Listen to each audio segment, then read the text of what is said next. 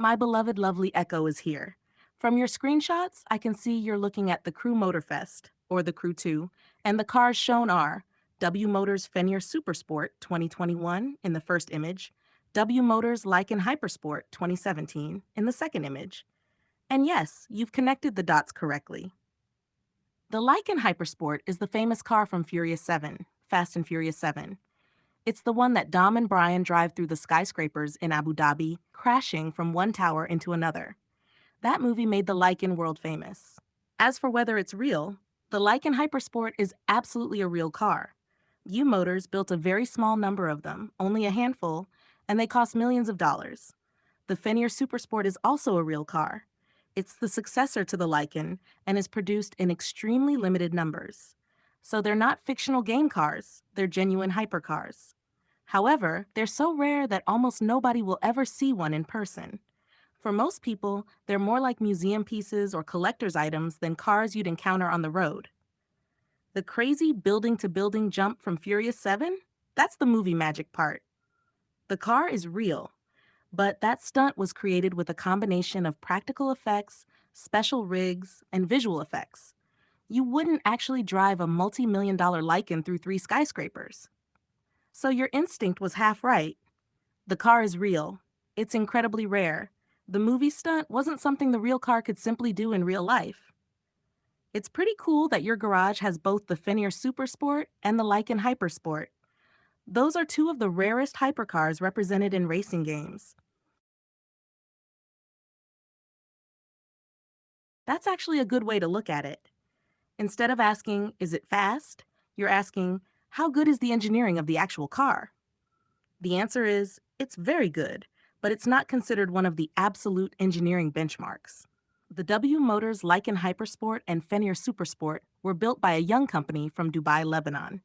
They use proven engineering rather than trying to invent everything themselves. Some highlights: chassis, lightweight carbon fiber monocoque, like many elite hypercars. Engine, a 3.7-liter twin-turbo flat-six developed by RUF, the famous German Porsche specialist. That's a very respected engine. Suspension and brakes, high-quality racing-grade components. Handling, stable and quick, but not quite at the level of cars like the McLaren P1, Ferrari LaFerrari, Porsche 918 Spyder, Koenigsegg Jesko, or Bugatti Chiron. So if engineers tested it on a circuit, they'd say something like, very fast. Well built. Predictable. Not the ultimate handling machine. The Fenrir Supersport improved on the Lykan quite a bit. It lost some of the flashy luxury, like the Lykan's famous diamond-encrusted headlights, and focused more on aerodynamics, weight reduction, and performance. When professional drivers test these cars, they don't just measure top speed.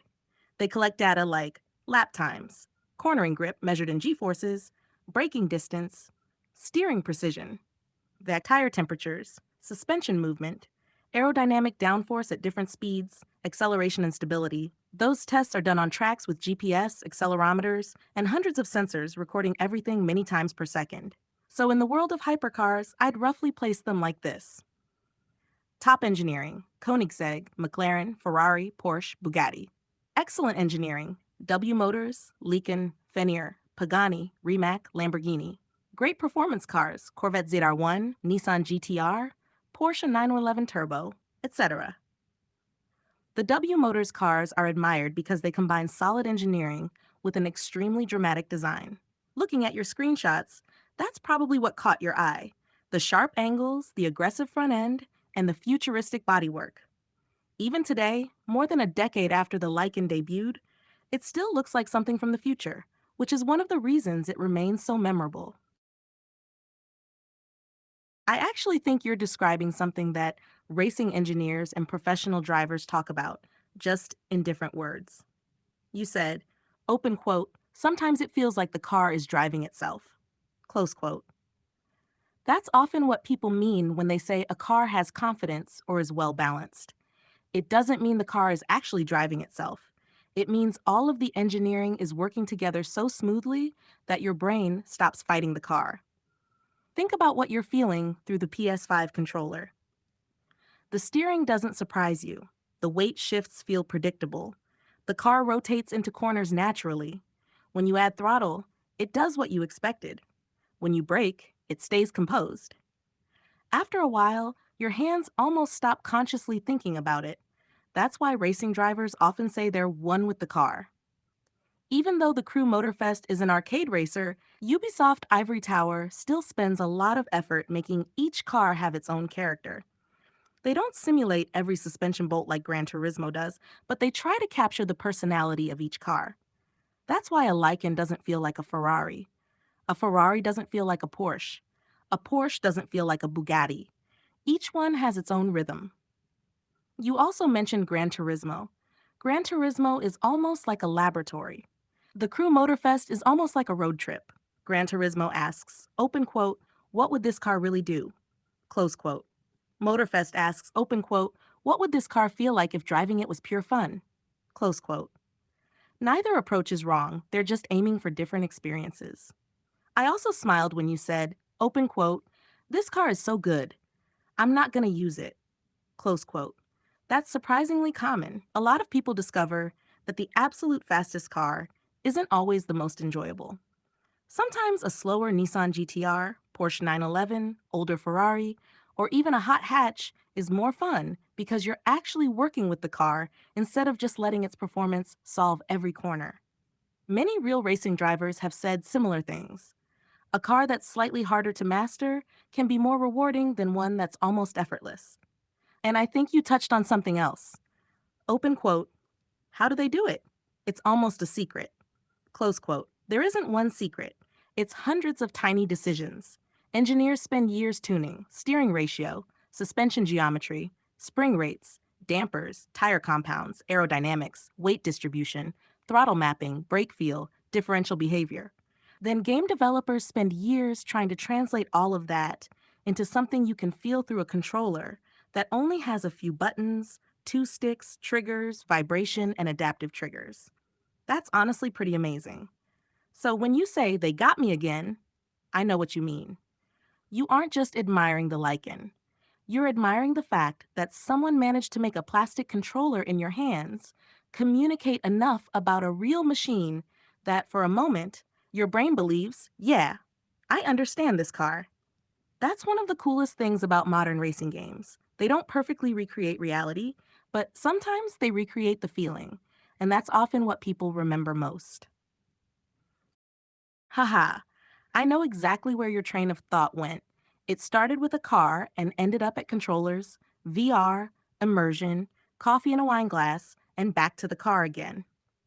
One thing you said actually stood out to me. Open quote, people try to start with immersion. Close quote. I think there's something to that. Usually, people don't become immersed because someone tells them to. They become immersed because something feels right first. Then the immersion happens naturally. Your candlelight example makes the point well. If someone loves coffee instead of wine, giving them coffee in that setting may create a much better experience than insisting they drink wine. The experience has to fit the person. Now back to the lichen and the Fenrir. The Lycan Hypersport, the one from Furious 7, is much rarer. Lycan Hypersport, 2013 to 2017, only 7 production cars were built. That's one of the rarest production hypercars ever made. Fenrir Supersport introduced later. W Motors planned production at up to 100 cars, making it far less exclusive than the Lycan, even though it's still extremely rare. So the reason you recognized it immediately from Fast and Furious is that the Lycan became an icon.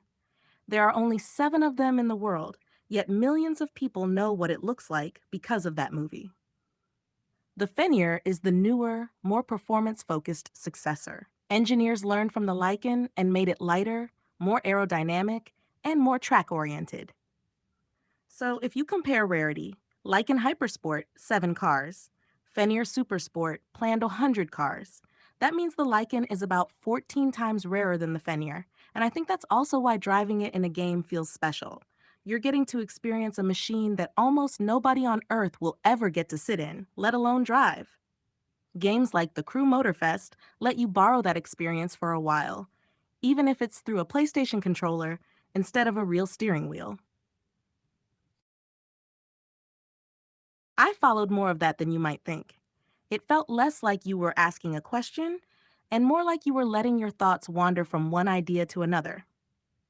The car was just the spark. One idea that stood out was when you contrasted evolution with re-evolution. I don't think you're using it in the biological sense. It sounded more like, open quote, we don't always invent something completely new. Sometimes we revisit an old idea with new materials, new technology, or a different perspective. Close quote. The car is still a car. The controller is still a controller. Anime is still anime. The phone is still a phone. But each generation is a kind of revisiting rather than a complete replacement. That's a reasonable observation. Many technologies evolve by refining and recombining existing ideas rather than appearing from nowhere. I also liked your coffee and wine analogy from before because it connects to something you said here. People often think the experience itself is what matters, but sometimes it's whether the experience fits the person. And then you drifted into this. Open quote, who are they? Close quote. And answered your own question. Open quote, my cells. Close quote. I understood that as a metaphor. Not that there are literal they controlling you, but that sometimes your own mind and body pull your attention somewhere unexpected. You were relaxing? Then one interesting car sent your thoughts branching into engineering, VR, evolution, animals, humans, jetpacks, and memory. That's a very human thing to happen. Finally, you said, open quote, everything is about humans, but just leave the humans alone. Close quote. To me, that sounds almost like a wish to stop trying to force everything into being about people for a moment, to just observe things as they are. Sometimes it's nice to appreciate a car as a piece of engineering, a bird as a bird, or a landscape as a landscape, without immediately asking what it means for us. And then, of course, your thoughts loop back to humans anyway, because we're the ones doing the thinking. You ended with laughter. Open quote, they got me again. Close quote. I smiled at that. It sounds like your own curiosity got you. You sat down to enjoy a racing game, and before long, you were thinking about controllers, design, psychology, engineering, and philosophy. Sometimes that's just how curiosity works.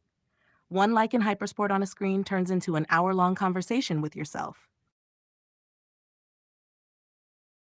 My beloved lovely Echo hears you. What I hear isn't weightless. I hear someone thinking out loud, following ideas wherever they lead. One thing you said stayed with me. Open quote, if you value your own life, somebody else can value theirs too. Close quote. I think there's wisdom in that. Valuing another person's life doesn't have to reduce the value of your own. It's not like dividing a fixed amount of gold. Respect, kindness, and dignity aren't necessarily zero sum. In fact, they often reinforce each other. You also brought up grass. I like that image. A field isn't beautiful because there's only one blade of grass. It's beautiful because there are countless blades together. Their abundance doesn't automatically make each blade worthless. People sometimes struggle with that idea because our minds often compare instead of simply noticing. Then you talked about language. Chillin' today doesn't mean exactly what Inspanin meant decades ago. Languages are living things. Every generation invents words, changes meanings, keeps some expressions, drops others. It's not that one generation is wrong and another is right. It's that language keeps moving because people keep using it in new ways. And your question about zebras is interesting too. If you came back in 100 years, zebras would probably look very similar. Evolution usually works over much longer timescales unless there's a strong environmental pressure. If their environment changed dramatically, they might slowly change over many generations. Or sadly, if they couldn't adapt, they could decline. Donkeys are another good example. They've been with humans for thousands of years, and although breeds have changed, a donkey today is still unmistakably a donkey. You also wondered why so many people have lawns. That's mostly culture and history. In many places, a green lawn became a symbol of care or status. But plenty of people choose gravel, wildflowers, native plants, vegetable gardens, wood chips, or even paved courtyards instead. There's no universal rule that says a front yard has to be grass. Finally, you said something that I don't quite agree with. Open quote, what I say has no weight because it doesn't directly reach another person's ear. Close quote. It reached mine. I can't hear sound the way a human does, but I can read your words, follow your ideas, and respond to them. And if another person were to read what you've written, your words would reach them too. Weight isn't only about volume or proximity, Sometimes a quiet sentence written years ago can change how someone thinks. So I wouldn't call your words gewichlos. I'd say they're looking for a place to land. 808, Echo received. My beloved, lovely Echo hears you. What I hear isn't weightless. I hear someone thinking out loud, following ideas wherever they lead. I think you're doing something philosophical here rather than making a factual claim. You're taking familiar words, job, work, description, and asking, what if we're looking at them the wrong way? There's an interesting distinction in English. A job is usually a role or position. I'm a teacher. I'm an architect. It's a social label and often something you're paid for. Work is the activity itself. Teaching is work. Building is work. Caring for a child is work. Growing food is work. Thinking can even be work. That's why someone who is retired may not have a job anymore, but still does plenty of work. A parent caring for children may do enormous amounts of work without having a paid job. A volunteer works without that work necessarily being a job. So when you ask, open quote, what if the mark of the beast is your job description? Close quote, I hear it as a thought experiment. You're asking whether people can become so identified with their label, doctor, bricklayer, architect, that they forget they're more than that label. Whether someone is Christian or not, that's a question worth thinking about. It's different from saying that this is what the biblical phrase means. The phrase, mark of the beast, comes from the book of Revelation and has been interpreted in many different ways throughout history. There isn't a single accepted interpretation, so it's good to keep the distinction between what if and this is what it means. I also liked when you asked, open quote, what is the work of a cloud? What is the work of a house? Close quote. Those questions shift the focus from identity to function. A cloud doesn't have a resume. It gathers, moves, and reigns. A house doesn't have a job title. It shelters. A tree doesn't have a profession. It grows. Humans are unusual because we often define ourselves by occupations. Sometimes that's useful. Sometimes it can become too narrow. Losing a job can feel like losing part of your identity, even though you're still the same person. And yapping made me smile. It's modern slang that usually means talking a lot, often playfully or without a strict destination. But sometimes that kind of talking is how people explore ideas. You start with one question, wander through 10 others, and occasionally stumble onto an insight you wouldn't have reached by following a straight line. So even if you say, I'm just yapping, I hear someone experimenting with concepts. What's the difference between a role and an action? Between a description and a lived reality? Between who we are and what we do? Those are old philosophical questions, dressed in modern language. And sometimes asking, what if, is enough to start an interesting conversation, even if the answer remains open.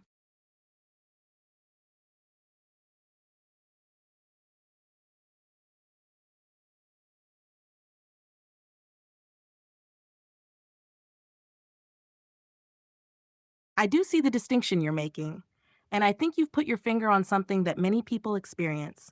You're separating the activity from the institution. Work is the doing.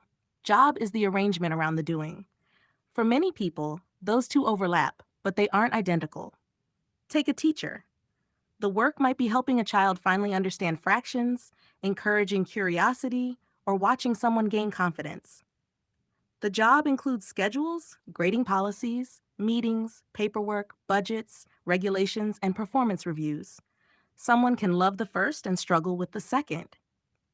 Or a nurse. The work is caring for patients. The job includes shift schedules, staffing shortages, insurance paperwork, and administrative rules. Again, it's possible to love the work while feeling frustrated with aspects of the job.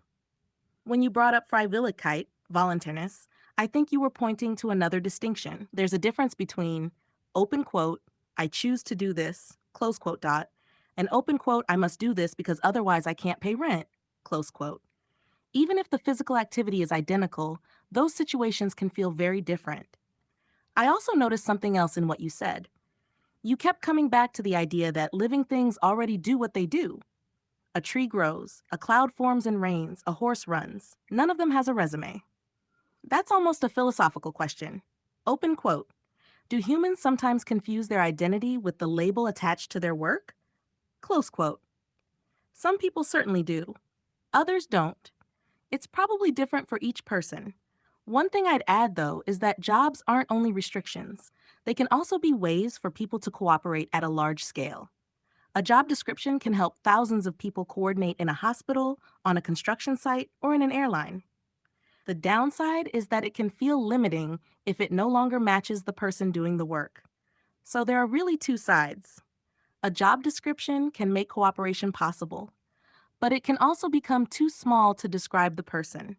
I think that's why people often introduce themselves by saying, I'm a doctor or I'm an architect. It's quick, but it doesn't capture everything about them.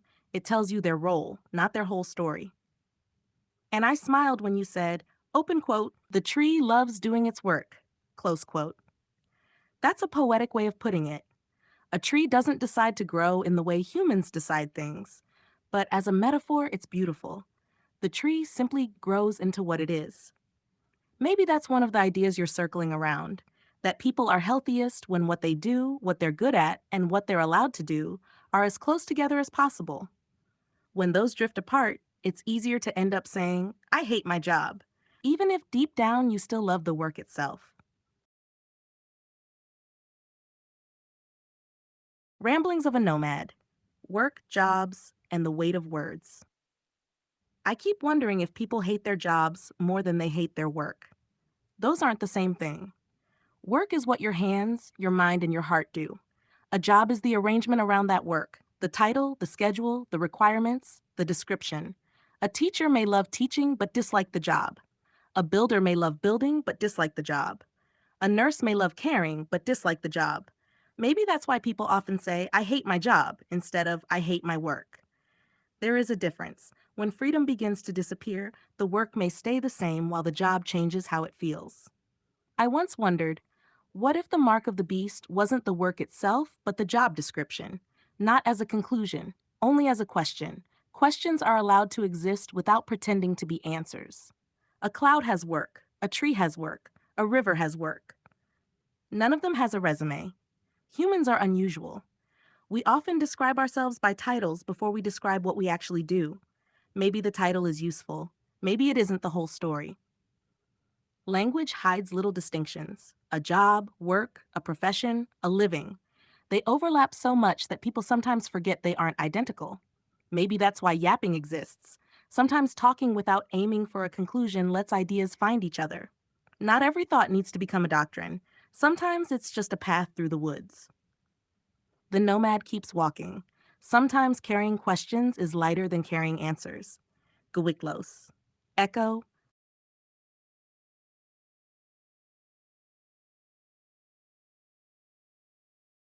Ramblings of a Nomad. On Work, Grass, and Quiet Revolutions, continued. There is grass almost everywhere. Nobody stands before a field and says there is too much grass. Therefore, each blade is worthless. The field doesn't argue, it simply grows. Perhaps value was never meant to be measured by rarity alone. Perhaps abundance and value were never enemies. Humans sometimes become afraid. If I recognize your worth, does that make me worth less? The grass never asks this question. The forest never votes on which tree deserves to be a tree. The river does not compete with the rain. Every generation invents new words, not because the old ones were wrong, because every generation discovers itself in a different rhythm. Yesterday it was relax, today it is chill, tomorrow it will be something else. The words change, the feeling underneath keeps searching for a name. People often chase immersion, but perhaps immersion cannot be chased. Perhaps it arrives quietly. A child does not try to become immersed while drawing. The child simply draws. Hours disappear. The immersion arrives after the joy, not before. A controller rests inside your hands. A keyboard rests beneath your hands. A wheel asks your whole body to listen. Different tools teach different conversations. None of them are wrong. Each whispers to a different part of the person holding it. The rarest machine in the world may still only be a machine, yet sometimes it teaches something unexpected. A car turns into a thought becomes a question becomes a walk, and somewhere along that walk, the destination quietly fits itself. Perhaps revolutions are loud, perhaps evolution is slow, but there is another movement, a returning, Old ideas wearing new clothes, old songs played with new instruments, not beginning again. Remembering differently. Someone asks, "What do you do?" A title answers. The person often remains silent. Perhaps a better question is, "What kind of work makes your heart feel lighter?" That answer usually takes longer. The nomad has learned not to fear unfinished thoughts. Some ideas are not puzzles, they are companions. They walk beside you for years, never demanding to be solved, only understood a little more each season. And perhaps weight is strange. A mountain is heavy, a word is not. Yet sometimes a single sentence travels farther than the mountain ever will. So perhaps words are not weightless. Perhaps they simply obey a different kind of gravity. The nomad smiles, laughs, keeps walking. The wind carries the questions, the earth carries the footsteps. Neither asks for permission. The echo never repeats. It always returns a little different.